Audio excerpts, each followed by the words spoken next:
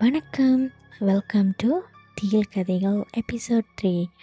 ஓகேங்க. இந்த எபிசோட் 3 பார்த்தீங்கன்னா, போன எபிசோட் 2 பார்த்தவங்களுக்கு இந்த எபிசோட் 3யோட கதை புரியும். ஓகே, ஸோ வாங்க வீடியோக்குள்ளே போகலாம். இது ரெண்டல் ரூம் பற்றின கதை தான். எபிசோட் 2வோட கண்டினியூ அது. ஸோ குமார் பார்த்தீங்கன்னா அந்த வீட்டிலேருந்து வெளியானாருன்னு சொன்னேன் இல்லையா? ஸோ வெளியானதுக்கப்புறம் அவர் என்ன பண்ணிட்டார், நேராக அந்த அண்ணனை போய் பார்த்துருக்காரு. அந்த வேலை ரெக்கமெண்ட் பண்ணார்ல, இந்த வீட்டையும் ரெக்கமெண்ட் பண்ண அந்த அண்ணனை போய் பார்த்து சொல்லியிருக்கேன், என்னென்ன இந்த மாதிரி ஒரு வீடை பார்த்து கொடுத்துருக்கேன், இந்த மாதிரி பிரச்சனையாக இருக்குண்ணே, அந்த அண்ணன் என்னென்ன அவ்வளோ கோளாறாக இருக்கார், எனக்கு பயமாக இருக்குண்ணான்னு சொல்லியிருக்கேன். ஆனால் நான் வேலையை விட முடியாதுன்னு, எனக்கு என் வேலை முக்கியம், என் அம்மா அப்பாவை நான் பார்க்கணுன்னு சொல்லியிருக்காரு. அந்த அண்ணன் சொல்லியிருக்காரு, சரியா அப்படின்னா என்னோடய வீடு ஒன்று இருக்குது, வேணா அங்கே தங்கிக்கோங்க. ஆனால் அந்த வீடு 3 வருஷமாக பூட்டி தான் இருக்குது, அந்த வீட்டில் யாரும் தங்கலை. ஆனால் சோஃபா அந்த வீடு ஓகே தான், உங்களுக்கு வேணும்னா நீங்கள் இப்போதைக்கு அங்கே தங்கிக்கோங்க, அப்புறம் வேறு ஒரு நல்ல இடமா பார்த்தீங்கன்னா நீங்கள் போய்க்கலான்னு சொல்லியிருக்காரு.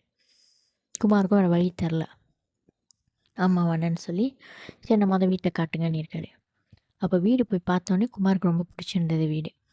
வீடு நல்லா தான் இருந்திருக்கு வீடு, கொஞ்சம் சுத்தம் பண்ண வேண்டியது இருந்திருக்கு, ஏன்னா 3 வருஷம் பூட்டி இருந்த வீடுன்னு. அப்போ அவங்க மனைவியும் ரொம்ப ஒரு நல்ல ஒரு மனுஷாக இருந்திருக்காங்க. ஐயா நீங்கள் மெத்தை எதுவும் வாங்க வேணாம், ஸோ நான் என் வீட்டில் உள்ள மெத்தை போர்வை தலைக்காணியெல்லாம் நான் கொண்டாந்து கொடுக்குறேன், நீங்கள் அதை யூஸ் பண்ணிக்கோங்க அப்படின்னு இருக்காருங்க. அப்போது ரெண்டெல்லாம் குறைவாக இருந்தனால சரி பரவாயில்ல அப்படின்னு சொல்லி குமார் அங்கே தங்கிட்டார். இதே மாதிரி தான் வேலைக்கு போய்கிட்டு வந்துக்கிட்டு இருந்திருக்காரு அந்த வீட்டில். அப்போ அந்த வீட்டில் பார்த்திங்கன்னா 3 அறைகள் இருக்குது. ஆனால் இவர் எந்த அறையிலுமே குமார் படுத்து தூங்க மாட்டார். எல்லா ரூமு கதவையும் சாத்திட்டு ஹாலில் தான் படுத்து தூங்குவாராம். ஃபேன் தட்டிட்டு ஹாலில் தான் தூங்குவாராம். கிச்சன் லைட் ஒன்று ஆன் பண்ணிடுவார். அப்போ அந்த கிச்சனில் ஒரு அறை இருந்திருக்கு. அப்போது குமாருக்கு அந்த அறையிலேருந்து அழுகிற சத்தம் கேட்டிருக்கு. விடிய காலையில் ஒரு 3 மணி போல் அழுகிற சத்தம் கேட்கும்போது இவர் எந்திரிச்சு அந்த அறைக்கிட்ட போய் பார்த்துருக்காரு. ஆனால் பொம்பளால் அழுகுரல் கேட்டிருக்கு. இவர் திரும்ப படுத்துட்டார், என்ன இந்த வீட்டிலையும் எதாவது பிரச்சனை இருக்குமான்னு.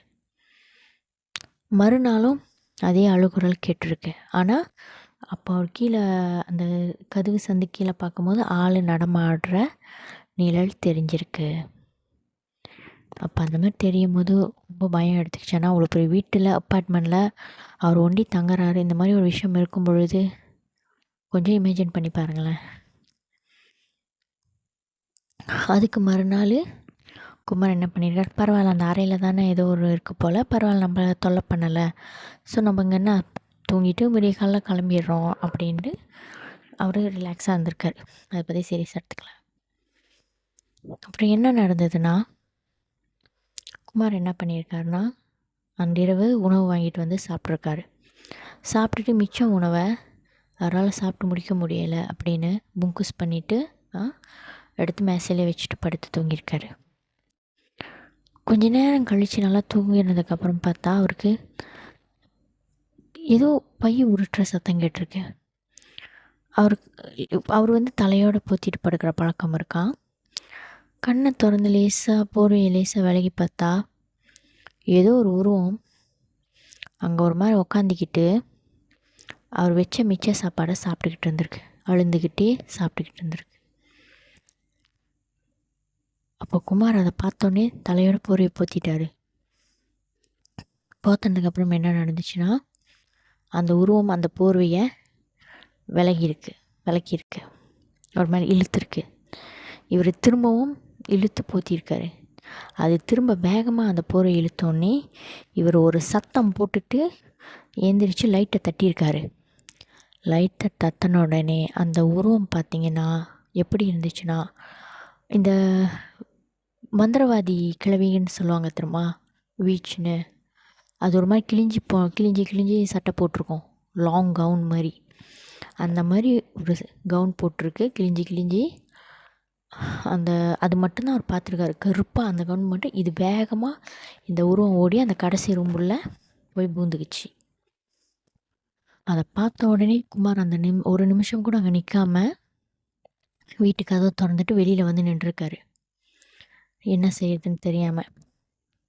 அப்போ பார்த்தீங்கன்னா, அங்கேருந்து ஒரு குடும்பம் வந்து அவங்க வந்து அந்த அப்பார்ட்மெண்ட் வரிசையில தான் அவங்க தங்கியிருக்காங்க. அவங்க எங்கேயோ வெளியில போயிட்டு வராங்க போல. அப்போ ஒரு ஃபேமிலியா வரும்போது, அதில ஒரு அண்ணன் வந்து கேட்டிருக்காரு, "ஏன் இந்த நேரத்தில இங்க நிக்கிறீங்க? நீங்க யாரு?" எல்லாம் கேட்டு விசாரிக்கும் பொழுது, இவரு தன்னுடைய பிரச்சனைய சொல்லியிருக்காரு. இந்த வீட்டோட பிரச்சனைலாம் சொல்லியிருக்காரு. "ஆமாவா? சரியா நான் உங்களுக்கு உதவி செய்றேன். வாங்க உள்ள போய் பார்ப்போம்னு" சொல்லி, இந்த அண்ணன் குமார கூட்டிக்கிட்டு அந்த அறைக்கிட்ட போயிருக்காரு.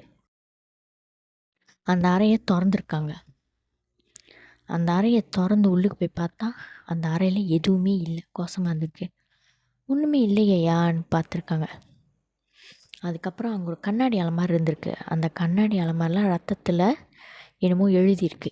ஆனா அது என்ன இதுன்னு வந்து குமாருக்கு சரியா தெரியல. அந்த அண்ணனும் சொல்ல விரும்பல. "இல்லையா நீங்க மொத இங்கேருந்து வெளியாவுங்க. பரவாயில்ல இன்னைக்கு நைட்டு என் வீட்ல நீங்க தங்கிக்கோங்க. இந்த வீட்ல நீங்க ஒரு நிமிஷம் கூட இருக்க வேணாம்.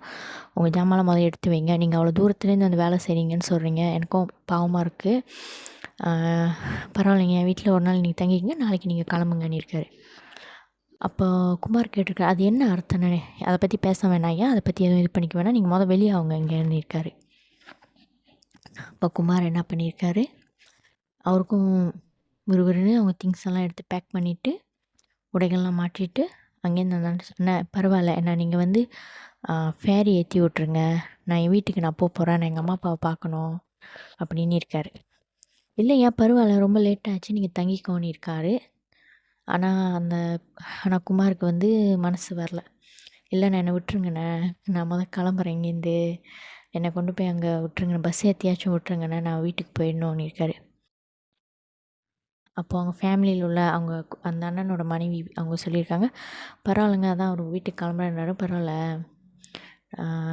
மொத அவரு பாதுகாப்பாக கொண்டு போய் பஸ் ஏற்றி விட்டுருங்கன்னு" இருக்காரு சொல்லியிருக்காங்க.